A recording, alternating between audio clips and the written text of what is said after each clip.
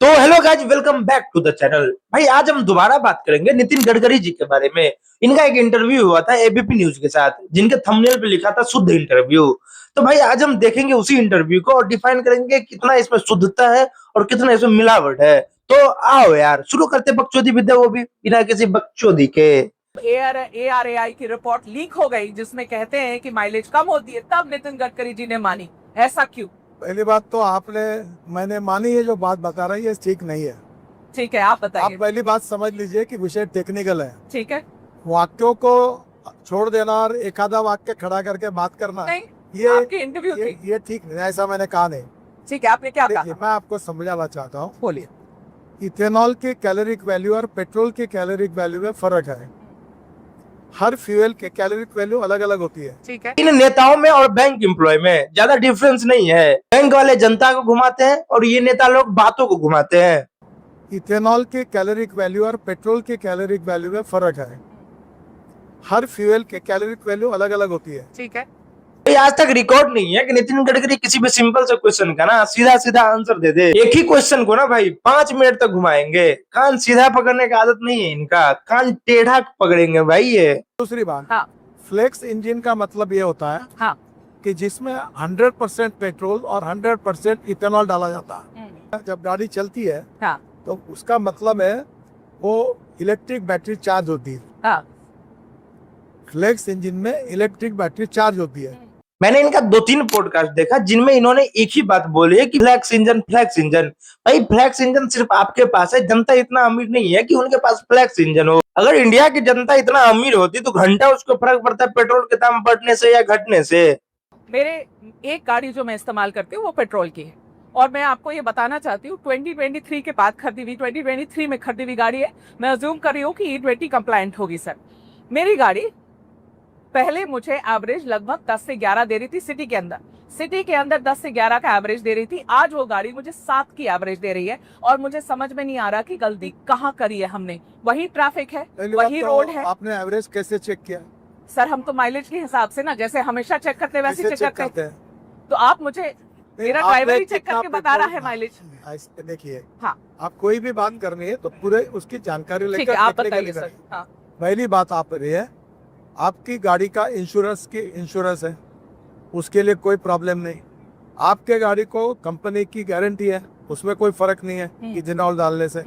आपकी गाड़ी आप सर्विस स्टेशन में अथोराइज कंपनी के डीलर के पास भेजिए और वहाँ मशीन होता है। ठीक है, एवरेज आप और मैं अपने गाड़ी में नहीं चेक कर, ठीक है, उसको एक मशीन होता है, वो मशीन किसी के घर में नहीं होता है, ठीक है। वो वहाँ होता है, वो चेक करिए। गडकरी साहब के हिसाब से आप अपनी गाड़ी का माइलेज खुद नहीं नाप सकते। अगर अपनी गाड़ी का माइलेज खुद नाप रहे हो तो चूतिया हो आप। दुनिया भर का नियम कानून तो सिर्फ जनता के लिए है, इन नेताओं के लिए रूल रेगुलेशन नाम का कोई चीज है ही नहीं। पेट्रोलियम मंत्री का पता नहीं है और परिवहन मंत्री आके पेट्रोलियम पे ज्ञान दे रहा है। पर आप नहीं मानेंगे कि ब्लेंडेड पेट्रोल की वजह से मेरी माइलेज कम हुई है, आप नहीं मानेंगे।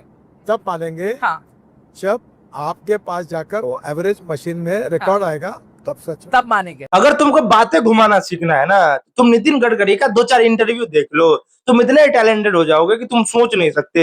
एक रील मैंने इंस्टाग्राम पे देखी, फोक्सवैगन की नई गाड़ी चला रहा था वो। गुरुग्राम का गुड़गांव का रील था ये। वो लड़के ने बोला कि गाड़ी से वो निकला और रास्ते में गाड़ी बंद हो गई, इंजन उसकी बंद हो गई। उसने फोक्सवैगन को फोन किया, गाड़ी टो की गई। टो करके फोक्सवैगन ने अपने गैराज वो लेकर गए।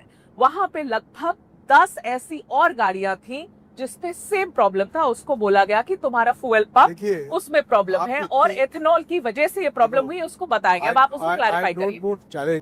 पर मैं आपको प्रश्न पूछना चाहता हूँ। हाँ सुजुकी कंपनी वर्ल्ड फेम है, मारुति सुजुकी जापानी है, कंपनी, ठीक है, ठीक है। ठीक। उन्होंने, उनके एग्जीक्यूटिव डायरेक्टर ने ऑफिशियली कहा कि हमारे पास इथेनॉल एज ए फ्यूल के कारण एक भी तकरार नहीं।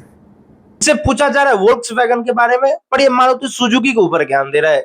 इंडिया में एक ही तो कंपनी नहीं है ना भाई, सिर्फ मारुति सुजुकी। इंडिया में बहुत सारी कंपनी है, सबका एग्जांपल दो ना। गाड़ियों के ऊपर दुनिया भर का ज्ञान भले ही दे दे, पर क्वेश्चन का आंसर नहीं दे पाएंगे। जैसे मैं आपको एक बात बता दूं, अब नाम बता दूं, इंडियन एक्सप्रेस ग्रुप के नागपुर में लोकसत्ता पेपर है, उसके मुख्य संपादक है देवेंद्र गावड़े। ठीक है। उनने मुझे एक दिन फोन किया कि मेरी गाड़ी बिगड़ी हुई है और मैकेनिक कह रहा है इथेनॉल के कारण बिगड़ी है।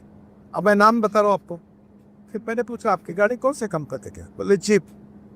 तो बोला जीप कंपनी की डीजल की है कि पेट्रोल की है? बोले डीजल की है। तो बोला गावंडे साहब, डीजल में इथेनॉल ही नहीं डाला जाता तो बिगड़ के इस इथेनॉल के कारण। एक बंदा क्या मिल गया, तुरंत उसका एग्जाम्पल यहाँ पेश दिया।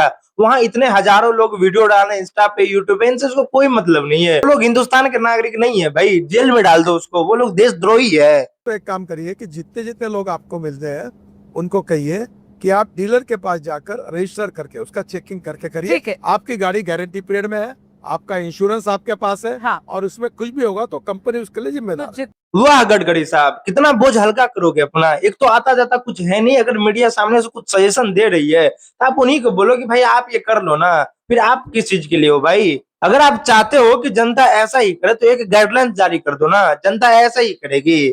फॉरेन एक्सचेंज में लगभग 1.5 लाख करोड़ रुपए की कमी आई है। आप लोग ने जो एथेनॉल ब्लेंड किया उसकी वजह से 1.5 लाख करोड़ बचे हैं देश के, ठीक है। और ये भी बताया जा रहा है कि सालाना लगभग 4.5 करोड़ बैरल कच्चे तेल की भी बचत हुई है सर। ये अच्छा हुआ हाँ, कि बुरा हुआ? अब सुनो तो मेरा सवाल, तो आप सुन लो मेरा सवाल सुनो। आप लोगों ने इस साल 10 जून को सर 22% से 30% सेंट्रल एक्साइज भी कम किया है एथेनॉल ब्लेंडेड पेट्रोल पर, ठीक है। इतना आपने छूट दी, इतना सब कुछ अच्छा हुआ, बढ़िया हुआ। पर अब सुनो तो मेरे सवाल तो सुनो सर, इसके बावजूद भी पेट्रोल के दाम कम क्यों नहीं हुए? सवाल ये है। ये सब सवाल आप पेट्रोलियम मिनिस्टर को अच्छा, पूछो। ये बढ़िया। अगर इनसे ये सारी बातें पूछोगे ना तो ये बोलेंगे भाई ये तो हमारा काम ही नहीं है, ये तो पेट्रोलियम मिनिस्टर का काम है। अगर ये सब पेट्रोलियम मिनिस्टर का काम है तो आपके गांड में क्यों खुजली मच रही है? जनता को बता दो कि कैसे नितिन गडकरी जी के पास कैसे पहुंचना है। अगर मेरी कंप्लेन है तो मैंने ऑलरेडी आह्वान किया था हाँ। कि जिनको प्रॉब्लम आता है पहले आप उस कंपनी के डीलर के पास जाके आपकी कंप्लेंट रजिस्टर करो, ठीक है। और रजिस्टर कंप्लेंट तुरंत हाँ। मेरे मिनिस्ट्री के वेबसाइट पर मुझे ईमेल कर दो, ठीक है। मैं उसकी इंक्वायरी करूँ। आप बोल रहे हैं कि इथेनॉल के कारण आपकी गाड़ी में दिक्कत आ रही है ना, तो इनका सर्टिफिकेट का फोटो इनके जीमेल पे मेल कर दो और ये इन्वेस्टिगेशन करेंगे। आज ही घंटा मेरा भाई, इंडिया में इतने सारे रेप केस पेंडिंग पड़े हैं, मर्डर केस पेंडिंग पड़े हैं, उसका फाइल तक नहीं खुला होगा बहुतों का। इतने सारे लोग अब बना के अपनी वीडियो और रील डाल रहे हैं। नितिन गडकरी जी, पहले आप तो पहले बता दो कि किस ईमेल आईडी पर लिखना है। सोशल मीडिया पे हाँ जिन्होंने वीडियो डाले हैं हाँ, वो टोटल 53 लोग हैं शुरुआत के, मेरे पास उनके नाम है। ठीक है। मैं इस विषय में ज्यादा नहीं जाना चाहता। चलिए, वो बदमाश है, कह चुका हूँ, इन्फ्लुएंसर्स हैं। पहले इन्होंने ही बोला कि अगर इथेनॉल के कारण किसी को दिक्कत आ रही है तो वो मुझे रिपोर्ट करो, और अगर अभी जनता वीडियो बना के यूट्यूब पर डाल रही है, इंस्टा पर डाल रही है, तो ये चोर उचक्के हो गए। खिलाफ छोड़कर हाँ। अब रोड का काम निकाला, अभी रोड में गड्ढे पड़ रहे करके फोटो डाल रहे हैं। परिवहन मंत्री साहब, ये लोग इसलिए रोड के गड्ढे की फोटो डाल रहे हैं ना, ये आपको बता रहे हैं कि आपसे अपना डिपार्टमेंट का काम घंटा नहीं संभल रहा, पेट्रोलियम मिनिस्टर का काम देख रहे हो, तो रायता तो फैलेगा ना भाई। आपको एक मालूम नहीं है, क्या? रोड कोई कॉन्फिडेंशियल नहीं होती। ARA की रिपोर्ट सब डिपार्टमेंट में जाती है, हाँ और अनेक ऑटोमोबाइल कंसर्न इसको जाती है, हाँ। जिनको बोले सब जगह आपको मालूम है। पता है कि हाँ, वो बिल्कुल। उसको RTI के अंदर उसको नहीं दिया वो रिपोर्ट। ARAI की रिपोर्ट सब मिनिस्ट्री में आती है, हमने कोई गुप्त छुपा के रखा नहीं। तो फिर ये उसको झूठ बात है। आप ही क्यों नहीं रिलीज कर देते? आप रिलीज कर दे दीजिए जनता को। ऐसी पद्धत नहीं है, ऐसे 1000 रिपोर्ट्स आते हैं, मैं हर पर रिपोर्ट ये को एक देखता वाह भाई, जब आप देख रहे हो इनका ये बोलने की, वैसे तो हमारे पास हजारों रिपोर्ट आते हैं तो मैं क्या सबको पब्लिक करते रहूं? वैसे तो इंडिया में न जाने कितने मंत्रालय हैं, लेकिन रायता तो सिर्फ आप ही फैला रहे हो ना, तो रिपोर्ट को पब्लिक भी तो आप ही करोगे, कौन करेगा? गांड की खुजली सर खुजाने से नहीं जाता, उसके लिए गांड ही खुजाना पड़ता है। नीचे आप पढ़ोगे ना कमेंट्स में, उन्होंने आपके बेटे की जो कंपनी है सियान एग्रो, उसकी नेट प्रॉफिट निकाल दी है कि 5 करोड़ के आसपास की नेट प्रॉफिट से लेकर 225 करोड़ तक इनकी नेट प्रॉफिट पिछले 5 सालों में 4500% ऊपर बढ़ गई है।